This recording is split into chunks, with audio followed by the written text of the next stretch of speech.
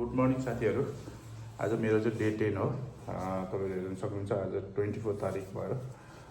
24 तारिक मार्चमा आइपुगिसकेको छु र मैले 100 डेजमा यो च्यालेन्ज लिएको छु। होपफुली मैले यो सबै कम्प्लिट गर्छु भन्ने नि सोच छ र 100 डेज पछि चाहिँ मैले तपाईँहरूलाई वर्कआउट कसरी गर्ने, कार्डियो कसरी गर्ने, कसरी यो लिफ्टिङहरू गर्ने, कसरी पोस्चरहरू मिलाउने, यो कुराहरूको बारेमा म भिडियो लिएर आउँछु।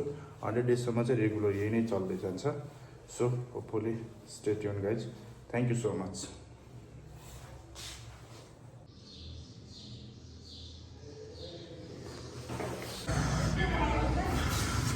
Hello, welcome back once second. आज 24 तारिक हो। आज मेरो सोल्डर थियो। मैले सर र सोल्डर के हाने भनेर तपाईँलाई म देखाउन चाहन्छु। सुरुमा मैले यो बारबर हाने। यो चाहिँ सोल्डर हुनेछ।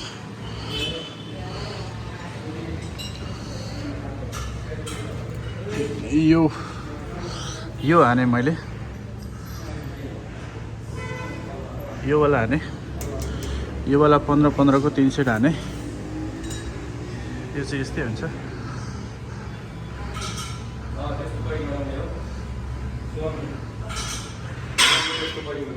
हजुर दाइ,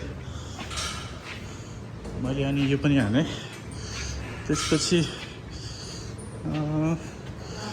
मैले यो हाने। त्यसपछि यो ठ्याक्कै यसको पर्छ यहाँनिर। यो 15-15 को 3 सेट हाने। त्यसपछि यो डम्बेल 5 को डम्बेल फ्लाई हाने यसरी।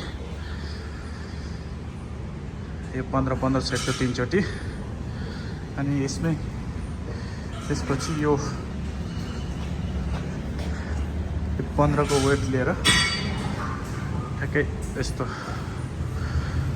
यसलाई के भन्छ थाहा भएन, तर यस्तै हाने मैले। 15-15 4 चोटि हाने। यो सोल्डरकै हो यो पनि। अनि त्यसपछि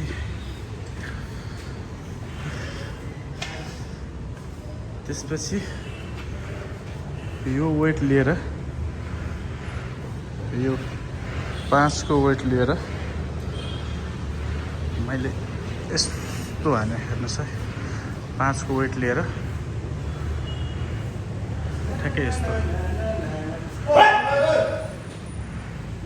ठ्याक्कै यो हाने र लास्ट यो हाने मैले। यसको चाहिँ यो सोल्डरमा पर्ने चाहिँ यो हो।